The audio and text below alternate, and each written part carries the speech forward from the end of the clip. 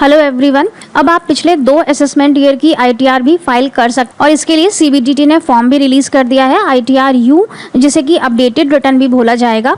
इस updated return में आप पिछले 2 असेसमेंट ईयर की आईटीआर फाइल कर सकते हैं, लेकिन अपडेटेड रिटर्न की काफ़ी सारी टर्म्स एंड कंडीशंस हैं और जब आप इन टर्म्स एंड कंडीशंस को जानेंगे तो शायद आपको ऐसा लगे कि ये फॉर्म आपके किसी काम का नहीं है। अपडेटेड रिटर्न को दोनों ही तरह के लोग फाइल कर सकते हैं। या तो आपसे कोई मिस्टेक हो गई थी पिछले असेसमेंट ईयर में और आप उसका करेक्शन करना चाहते हैं, मतलब आप अपनी आईटीआर को रिवाइज करना चाहते हैं, या फिर अगर आपने मिस कर दी थी, अपनी आईटीआर नहीं फाइल कर पाए थे, तब आप उस केस में भी इस आईटीआर को फाइल कर सकते हैं और अपनी लास्ट असेसमेंट ईयर की आईटीआर इसके थ्रू फाइल कर सकते हैं। चलिए शुरू करते हैं आज का वीडियो और जानते हैं कि कौन लोग इस अपडेटेड रिटर्न को फाइल नहीं कर पाएंगे। तो अपडेटेड रिटर्न आप सिर्फ उसी केस में फाइल कर सकते हैं जब आपको अपनी एडिशनल टैक्स लायबिलिटी पे करनी है। मीन्स आपने अपने ओरिजिनल आईटीआर में जो भी टैक्स पे किया था, अगर आप उससे ज़्यादा टैक्स पे करना चाहते हैं या अपनी ज़्यादा इनकम दिखाना चाहते हैं और उस इंक्रीज्ड इनकम पर ज़्यादा टैक्स पे करना चाहते हैं, तो उसी केस में आप ये अपडेटेड रिटर्न फाइल कर सकते हैं। अगर आप रिफ़ंड क्लेम करना चाहते हैं या आप लॉस की रिटर्न फाइल करना चाहते हैं, तब आप ये अपडेटेड रिटर्न फाइल नहीं कर पाएंगे। इससे पहले भी हमने अपडेटेड रिटर्न पर 2 वीडियोस अपलोड किए हैं जिसमें आपको आईटीआर यू का फॉर्मेट बताया था, और इससे पहले एक वीडियो अपलोड किया था जिसमें अपडेटेड रिटर्न का पूरा कॉन्सेप्ट बताया था। अपडेटेड रिटर्न के बारे में डिटेल में जानना चाहते हैं तो इन दोनों वीडियोज़ को ज़रूर चेकआउट करिएगा, लिंक आपको नीचे डिस्क्रिप्शन बॉक्स में मिल जाएगा। इसके बाद कौन से लोग होंगे जिसे फाइल नहीं कर सकते हैं? अगर आप अपनी इनकम को कम करके दिखाना चाहते हैं तब भी आप ये अपडेटेड रिटर्न फाइल नहीं कर सकते हैं। अगर आपकी ओरिजिनल आईटीआर में कुछ मिस्टेक हो गई थी, आपको कम इनकम दिखानी थी लेकिन बाय मिस्टेक आपने ज़्यादा इनकम दिखा दी, तो तब भी आप ये अपडेटेड रिटर्न फाइल नहीं कर सकते हैं, क्योंकि इसमें आप अपनी इनकम को कम नहीं कर सकते हैं। इसमें सिर्फ यही मौका दिया गया है कि आप अपनी इनकम को बढ़ाकर दिखा सकते हैं और उस पर एडिशनल टैक्स पे कर सकते हैं। इसके बाद वो सभी टैक्स पेयर्स जिनके ऊपर की सर्च अंडर सेक्शन 132 या 133A में इनिशिएट कर दी गई है, वो लोग भी अपडेटेड रिटर्न फाइल नहीं कर सकते हैं। साथ ही अगर आपको कोई नोटिस मिला है किसी सेक्शन के अंदर, तब भी आप ये अपडेटेड रिटर्न फाइल नहीं कर सकते हैं। अगर आपके असेसिंग ऑफिसर ने आपसे पहले ये जान लिया कि आपने कोई मिस्टेक की है और उसने आपको नोटिस इशू कर दिया, तो उस केस में आप सिर्फ असेसिंग ऑफिसर को रिप्लाई फाइल कर सकते हैं, लेकिन आप अपडेटेड रिटर्न फाइल करके अपने रिटर्न को सही नहीं कर सकते हैं। तो ये कुछ टर्म्स एंड कंडीशंस हैं। इन शॉर्ट, इस आईटीआर से सिर्फ गवर्नमेंट को फ़ायदा हो रहा है क्योंकि उन्हें एडिशनल टैक्स मिलेगा, यहाँ पर उनकी इनकम बढ़ेगी। लेकिन अगर आप अपना टीडीएस रिफंड क्लेम करना चाहते हैं, अगर आप पिछले किसी असेसमेंट ईयर में क्लेम नहीं कर पाए, तो उस केस में आप ये आईटीआर फाइल नहीं कर पाएंगे। साथ ही जिन लोगों को वीज़ा या होम लोन के लिए अपनी आईटीआर फाइल करनी है, तो वो लोग भी ये आईटीआर फाइल नहीं कर पाएंगे। अगर आप फाइल करना चाहते हैं तो आपको यहाँ पर एडिशनल टैक्स लायबिलिटी दिखानी होगी।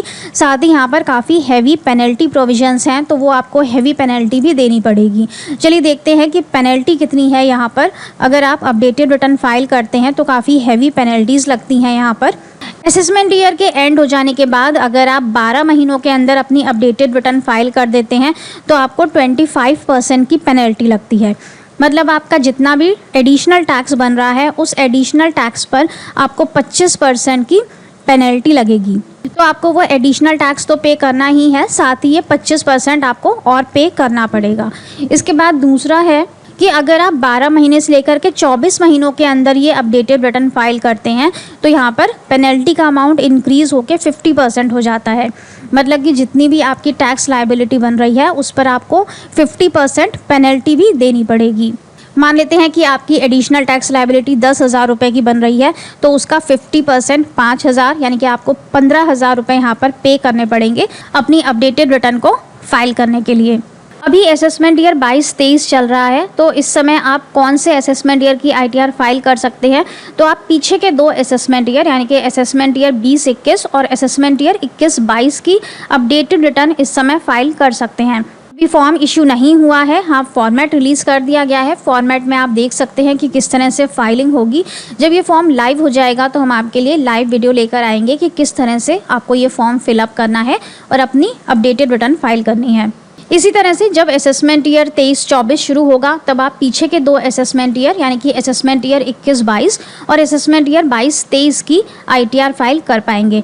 तो यहाँ पर हर असेसमेंट ईयर एंड होने के बाद पीछे के 2 असेसमेंट ईयर की ITRs आप फाइल कर पाएंगे। अपडेटेड रिटर्न और रिवाइज रिटर्न में दोनों में बहुत बड़ा फर्क है। जल्दी ही इस पर डिटेल वीडियो अपलोड करेंगे। आई होप कि यहाँ पर आपको अपडेटेड रिटर्न का कॉन्सेप्ट क्लियर हो गया होगा। यहाँ पर आप सेल्फ डिक्लेरेशन बेसिस पर अपनी इनकम को डिस्क्लोज करेंगे। इन केस बाय मिस्टेक आपने कोई इनकम नहीं दिखाई थी या फिर इंटेंशनली आपने कोई इनकम नहीं दिखाई थी और अब आप उसे डिस्क्लोज करना चाहते हैं, तो इस तरह की इनकम आप अपनी अपडेटेड रिटर्न में दिखाकर उस पर टैक्स पे कर सकते हैं, जिससे कि इन फ्यूचर आपके पास कोई भी नोटिस ना आए इनकम टैक्स डिपार्टमेंट से। लेकिन अगर आप TDS रिफंड चाहते हैं या अपनी लॉसेस को इंक्रीज करना चाहते हैं या नील रिटर्न फाइल करना चाहते हैं, तब आप उस केस में ये रिटर्न फाइल नहीं कर पाएंगे।